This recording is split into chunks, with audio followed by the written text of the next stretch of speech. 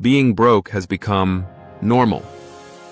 Not because people are lazy, not because they don't want better, but because our entire system was designed this way. From your first paycheck to your latest Amazon order, everything around you whispers, it's okay to stay broke. But what if it's not okay? What if this normal is the trap? And breaking free isn't just about money. It's about waking up. Let's talk about why being broke feels so normal and how to finally break out of it. Part 1. The broke cycle is designed, not accidental, let's be honest.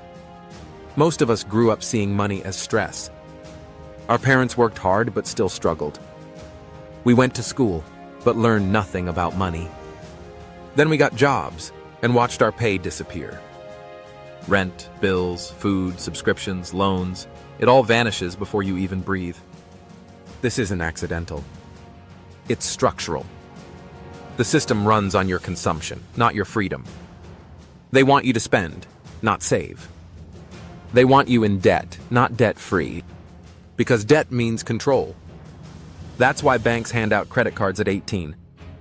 Why buy now, pay later is everywhere.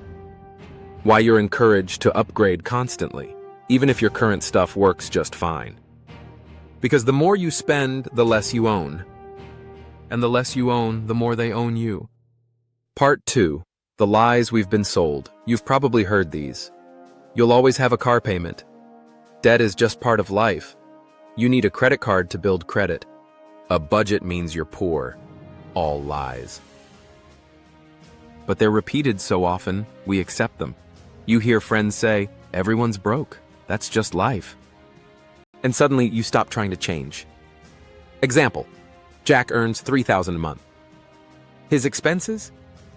Rent, $1,200 car payment, $400 food and amp, takeout, $600 streaming subscriptions, $150 Miski shopping, $400 leftover, maybe $250 if he's lucky.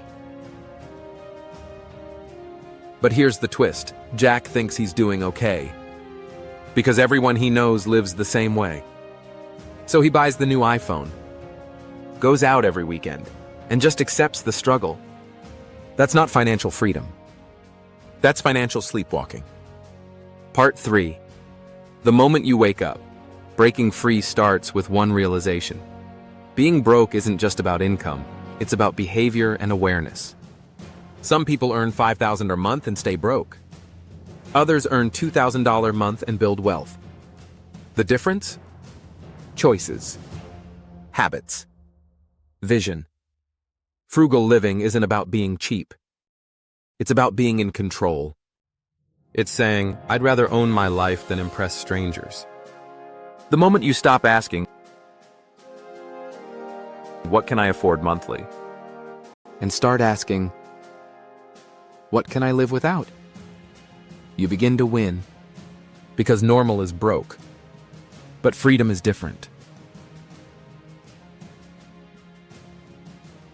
And it's usually quiet, boring, and consistent. Part 4. Replace the broke habits. Let's break it down. Track everything you spend for 30 days. You can't change what you don't see. Cut normal expenses that bring no joy. That second streaming service. The daily $7 coffee. The impulse Amazon buys. Set automatic savings, even if it's just $20. Consistency beats big one-time efforts. Read. Watch. Learn. Most people don't even know what's possible. You do. That's why you're here. Part 5. Your new normal is freedom. Imagine this. No credit card debt.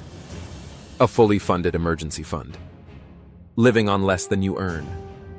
Sleeping at night without anxiety. That's not a fantasy. It's the result of small, intentional steps.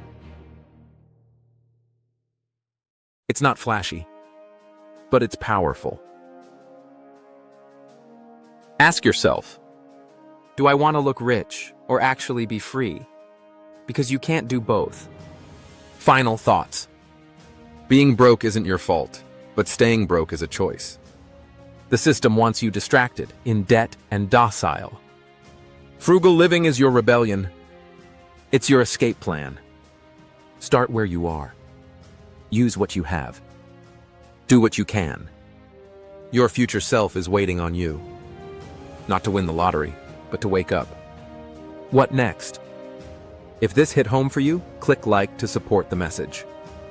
Subscribe for weekly videos that break the cycle, and share this with someone who feels stuck. Let's normalize freedom, not struggle. Because broke might be common, but it doesn't have to be normal.